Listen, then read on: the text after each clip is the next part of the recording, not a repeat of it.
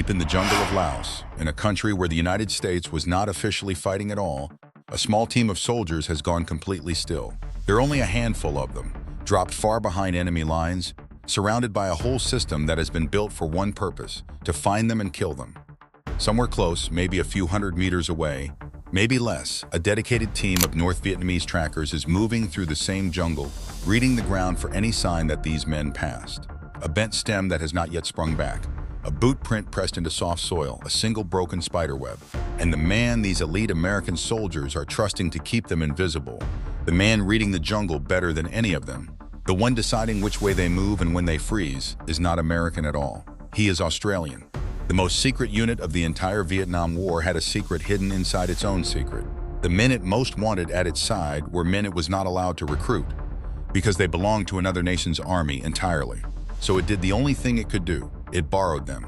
And once it had one of them, it did everything in its power not to give him back. Now, before we go any further, I want to be honest with you, because honesty is the entire point of this channel.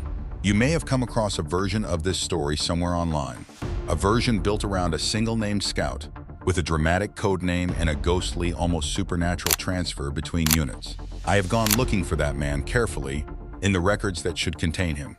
He is not there. As he is usually told, that scout is almost certainly a fiction, a story dressed up as history. But here is the remarkable part, and the reason this video exists. The real story does not need him. What actually happened between the most classified American unit of the war and the Australian Special Forces is stranger, harder to believe, and far better documented than any invention. So forget the internet legends. This is what really happened, and why the most elite soldiers America put into Vietnam came to lean on a handful of quiet men from the other side of the world. By the end, you will understand exactly why they were borrowed, why nobody wanted to give them back, and why the truth has a final detail that the fiction could never match. Let's start with the unit that, for 30 years, did not officially exist. Its name was deliberately boring: MACV SOG. On paper, the letters stood for the Military Assistance Command Vietnam Studies and Observations Group. It sounds like an office that compiled reports, and that dull name was the entire idea.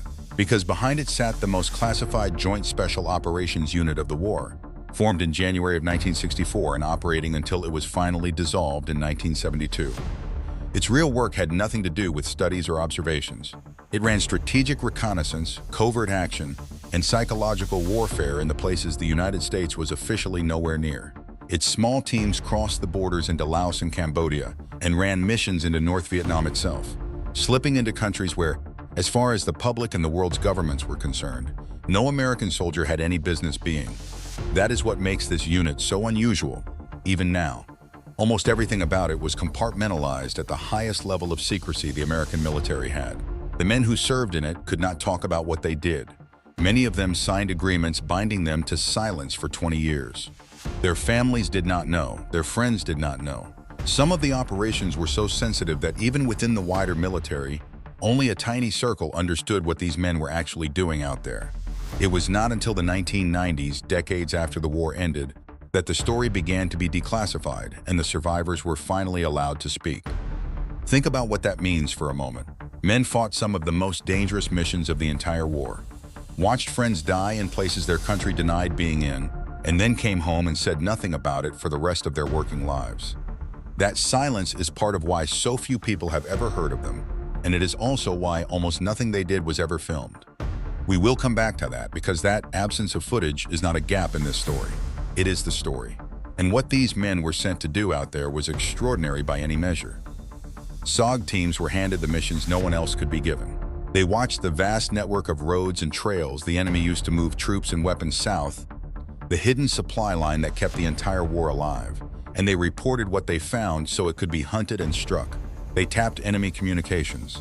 They seized prisoners from deep inside hostile territory and carried them back for interrogation. They searched for pilots shot down in places where any official rescue would have been a confession.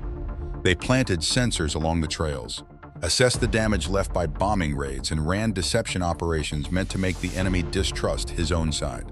Every one of these tasks meant going where the rules said no American could set foot, doing work that could never be admitted, and accepting that if ended badly, the war would simply roll on as though they had never existed.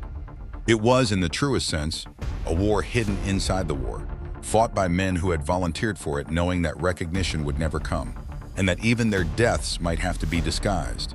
The more you understand about what they were asked to do, the heavier one question becomes. How does anyone survive that? Over and over, deep in enemy ground, hopelessly outnumbered with no room for a single error. For now, hold on to one simple idea. SOG was the sharp secret edge of the American war, made up mostly of Green Berets with a smaller number of Navy SEALs, Marine Force Recon, and Air Force Commandos mixed in. These were not average soldiers. They were the most highly trained men the United States had. And yet, scattered among them, in numbers so small they are easy to miss in the record, were a few men wearing a different flag, Australians. To understand why they were there at all, you have to understand who the Australian SAS actually were, because the answer is the heart of this entire story. The Australian Special Air Service Regiment, the SASR, did not fight the Vietnam War the way almost anyone else fought it. Where the war was loud, they were silent. Where it relied on firepower and numbers, they relied on patience and stealth. They operated in tiny patrols, usually just 4 to 6 men, dropped into the jungle for days at a time, carrying everything on their backs, speaking in whispers and hand signals, eating cold rations so that not even the smell of cooking could give them away. And they moved slowly. This is the detail that outsiders never quite believe. The SASR moved more slowly through the jungle than almost any other unit in the war, slower even than other special forces. They would take an hour to cross ground that a normal patrol would walk in minutes, testing each step, reading the vegetation, listening to the rhythm of the birds and insects for any break that signaled a human being nearby. To an impatient soldier, it would have looked like they were barely moving at all. But that slowness was not caution for its own sake. It was a weapon. The enemy understood it long before most of the Australians' allies did. The Viet Cong are said to have given the SASR a name that tells you everything about the fear they inspired. They called them the phantoms of the jungle, ghosts. Men who appeared without warning and vanished the same way, who could be standing 50 meters from you in dense cover, and you would never know until it was far too late. And the results backed up the legend. By the time the SASR withdrew from Vietnam in 1971, this small force had inflicted enormous losses on the enemy for almost no losses of their own, achieving what is widely described as the best kill ratio of any unit in the entire war. By most accounts, somewhere in the region of 500 enemy fighters were accounted for by these handful of patrols, while the Australians lost only a tiny number of their own men in direct contact. That is not the arithmetic of brute force. It is the arithmetic of men who almost never lost the first move, because they almost never lost the contest of who saw whom first. It is worth slowing down to picture how they actually achieved this, because the how is the entire point. And SASR patrol on the ground was a study in self-control. They moved in single file with careful spacing, the lead scout choosing every single step, setting his boot on roots and bare patches rather than soft soil that would hold a print. When a vine caught on their gear, they did not pull against it, because pulling tears fabric makes noise and leaves sign a tracker can read. They stopped, found the snag, and freed it by hand. They did not cut their way through the undergrowth, because a cut stem weeps sap and catches the light and announces exactly when someone passed. They bent under obstacles instead of breaking through them. They would halt and stand utterly still for minutes at a time, listening, reading the jungle the way a sailor reads the sea, knowing that when the insects went quiet in a certain pattern, it meant something larger than an animal was moving close by. None of this was glamorous. It was slow, uncomfortable, endlessly patient work, and it demanded a kind of discipline that most soldiers, however brave, never managed to build. And it was precisely this discipline, this craft of being unseen, that the Americans needed and did not yet fully have. Which raises an obvious question, and the answer to it is the real twist of this story. So now we have our two tribes on one side, the most secret and most lethal unit America could field, fighting an invisible war across forbidden borders. On the other, a small group of Australians so skilled at not being seen that their enemies thought of them as ghosts. The obvious assumption is that the powerful American unit took the Australians under its wing, brought them in, taught them the trade. And that assumption is exactly backwards. Because here is the twist that flips the whole story on its head. The Australians taught the Americans. This is the part the fictional versions almost always get wrong, and the part the real history makes unmistakably clear. When the United States built its own school in Vietnam to train men in long-range reconnaissance, the famous Recondo School that produced so many of the war's reconnaissance soldiers, it did not invent its methods out of thin air. The principles of moving unseen through the jungle, of patrolling in tiny teams deep in enemy territory, of surviving where detection meant death, or skills the Australians and the wider British Commonwealth had been refining for years in the jungles of Malaya and Borneo, long before America's deep involvement in Vietnam. Australian instructors and Australian fieldcraft fed directly into how the American elite learned to move. The men of the SASR were not students who arrived hoping to be accepted by their more powerful allies. In the one skill that mattered most in this kind of war, the skill of being invisible, they arrived as the teachers. Sit with how that reverses the natural order of things. The most advanced military in the history of the world, with its helicopters and its satellites and its limitless budget, had built the single most elite reconnaissance capability it could imagine. And the men it turned to in order to learn the most fundamental skill of all, simply how to walk through a jungle without dying, came from a far smaller army on the other side of the planet. So when a SOG team got the chance to have one of these Australians attached to them, they were not doing the Australian a favor. They were getting, in a sense, the professor himself. And that changes the meaning of the title of this video completely. They did not want to give him back, because giving him back meant losing the one man who could keep them alive. To understand just how literally true that is, you have to understand what these reconnaissance missions actually demanded and why a single skilled scout could be worth more than an entire platoon. In ordinary infantry combat, numbers and firepower decide most things. More men, more guns, more shells, more air support. But deep reconnaissance behind enemy lines plays by a completely different and far more brutal rule. Out there in tiny teams, surrounded and outnumbered by everything around you, being detected is not a setback. It is a death sentence. A recon team that is spotted cannot win a stand-up fight against the forces that will converge on it. Its only hope is to never be found in the first place. And if it is found, to break contact and disappear before the net closes. Everything, every single thing comes down to the contest of perception. Do you see them before they see you? Can you move without leaving a trail that a tracker can follow?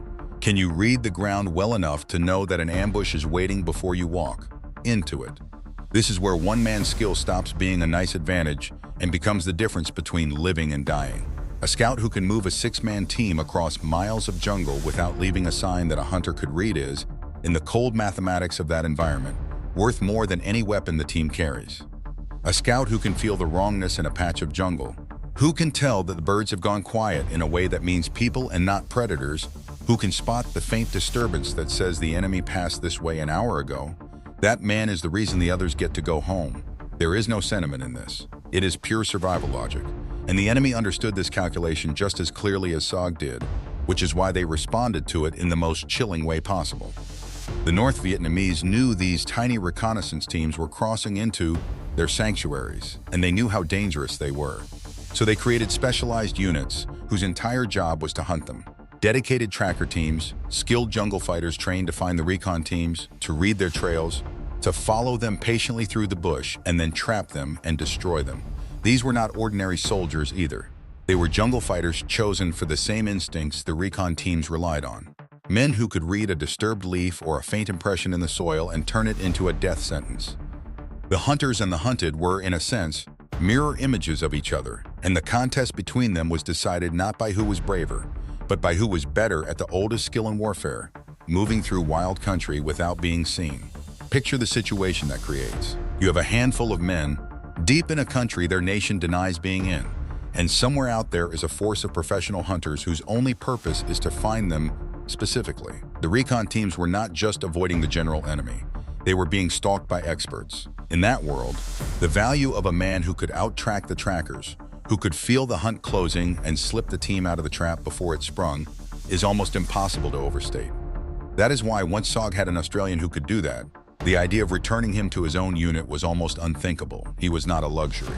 He was the margin between a team that came back and a team that simply vanished into the jungle and was never heard from again. And I want to pause right here, because this is the moment to ask something of you directly, and I am not going to dress it up. These men spent 20 years legally bound to silence. Their war was erased on purpose, hidden so completely that most of the world still has no idea it happened. The very least we can do all these decades later is refuse to let them disappear a second time. So if you believe stories like this one deserve to be remembered, stop right now and subscribe, and leave the word ghosts in the comments so I know you made it this far.